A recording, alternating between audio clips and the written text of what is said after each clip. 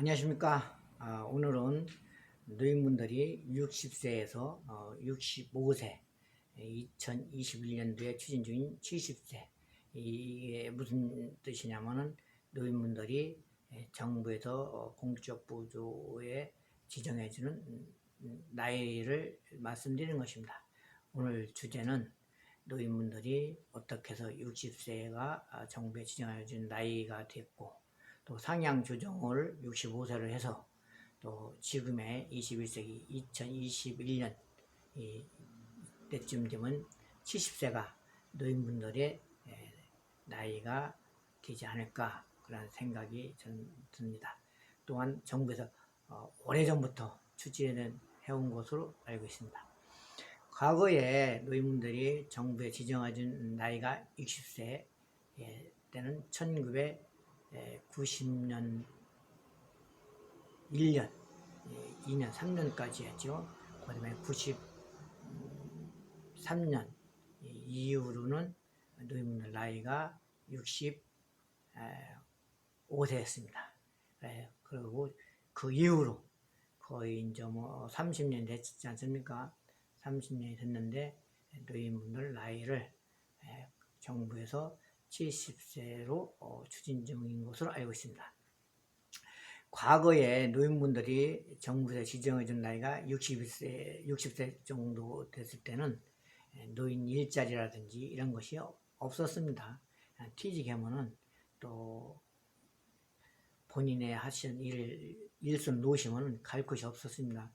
그래서 참 굉장히 공유하게 굉장히 피로한 상태로 여생을 보내는 분들이 많이 있었죠.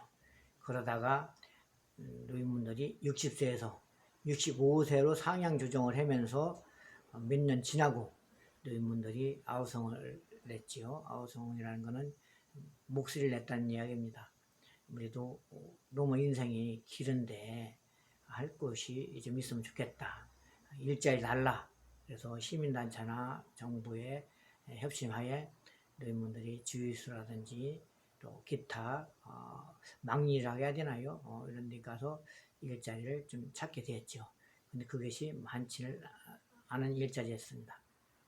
그러다가 노인분들이 일자리를 찾은 것이 길거리에 휴지도 줍고 필요 없는 홍보물 제거도 하였고, 그것이 이제 진전이 되어서 진화됐다고 해야 되겠죠. 일자리도 신호동에서 신호도 해 주었고, 이다 보니까 또 일반인들은 또 이해를 못하는 분들이 많이 있었습니다. 아니 왜 그 노인들이 이렇게 신호가 있는데 저렇게 신호를 해줌으로써 저기 일자리냐, 이런 불만. 또 4시에 나와서 하시는 길거리에서 싹 청소하시는 분 공무원들 있지 않느냐, 기타 이런 불만이 많이 있었습니다. 그런데 사실 우리나라의 노인분들은 6.25를 전후로 세대를 겪었기 때문에 배움도 많이 그 당시는 못 배웠고, 환경이 어쩔 수 없지 않았습니까? 그리고 조직사회를 하였다 해도 또 퇴직하면 갈 곳이 없는 것은 사실이었습니다. 왜냐하면 정부 시책이라든지 정책이 전무후무했기 때문에. 그래서 노인분들이 60세, 65세 초까지는 굉장히 공유했습니다. 공유하다 보니까 정부에서 달동네라든지 이런 데를 섭외해서 국가 땅에다 국가 예산으로 종합사회복지관이라는 것을 줘서 복지의 전문가분들한테 법인, 쉽게 사회복지 법인이라는 곳에 위탁을 줬습니다. 위탁을 주다 보니까 거기서 많은 프로그램이 이루어졌죠. 거기서 무료급식도 해드리고, 또 노인분들이 글을 물러서 한이 많은 분들한테 또 노인학교, 노인대학이라는 명칭을 붙여서 거기에서 한글을 또 깨우치게 해드렸고, 노인분들이 한글을 깨우치다 보니까 노인분들이 또 업그레이드 됐다고 해야 되나요? 프로그램도 업그레이드가 되어서 노인대학에서 노래교실이 탄생이 돼서 거기서 흥겨운 그런 또 삶을 즐길 수가 있었고, 또 거기에서 머리도 깎아주고, 또 아플 때 또 무료 진료도 해드리고, 커트도 해주고 또 그 당시에 노인분들의 노랑머리도 드리고 이런 게 있었습니다. 노인분들이 또 신세대에 걸맞지 않게 또 같은 그 당구도 또 치면서 노인분들이 마음의 힐링을 찾고 있었죠. 또 그렇게 하면서 천국이라고 했습니다. 그 복지인가 가면 천국이 안 되는 것이 없다. 이렇게 해서 노인분들이 굉장히 좋아를 했습니다. 근데 그것이 이제 지금에 와 보니 지금에 이제 또 70세로 정부에서 노인분들 나이를 지정해 준다고 하니 그러면 노인분들이 일자리라든지 노후의 인생 살아가는 삶을 어떻게 해줄 것이냐 이 대안을 저는 잘 세워줬으면 좋겠다는 생각하에 오늘 노인분들 70세가 되면 일자리도 바뀌어야 된다는 전 생각에 하에 제가 오늘 유튜브를 하게 되었습니다. 노인분들 나이가 70이 되면은 저는 노인분들 일자리도 이제는 너무 이해가 안 가는 노인 일자리보다 이해가 가는 노인 일자리로 저는 가야 된다고 생각합니다. 노인분들도 이제는 한글도 다 하시고 또 그분들이 많이 또 여생을 많이 또 이제 돌아가신 분들도 많이 있고 지금의 노인분들이 조직사회도 해봤고 나름대로는 자기의 사업도 해보셨고 이런 분이 많이 이제 있습니다. 또 그런 분들이 이제 사실 저 급속하게 전국에 또 세계적으로 고령화가 우리나라가 제일 또 빠르다고 하지 않습니까? 그러다 보니까 이분들이 지금 많이 퇴직해서 휴지를 줍고 신호를 있는데도 불구하고 한다는 일자리는 이해를 못한다고 합니다. 그러니까 제가 개인적인 생각에는 시민단체들이 많이 있습니다. 이 시민단체들이 많이 있는데 이런 데로 이런 곳에 가서 여러분들이 우편 발송할 때 봉투에 또 풀칠해서 봉투도 붙여서 주소도 써서 갖고 정보 제공이라고 해야 되나요? 근데 미디어 시대 아닙니까? 그래서 다 발송하는 것도 이제는 노인분들이 하면 좋겠다.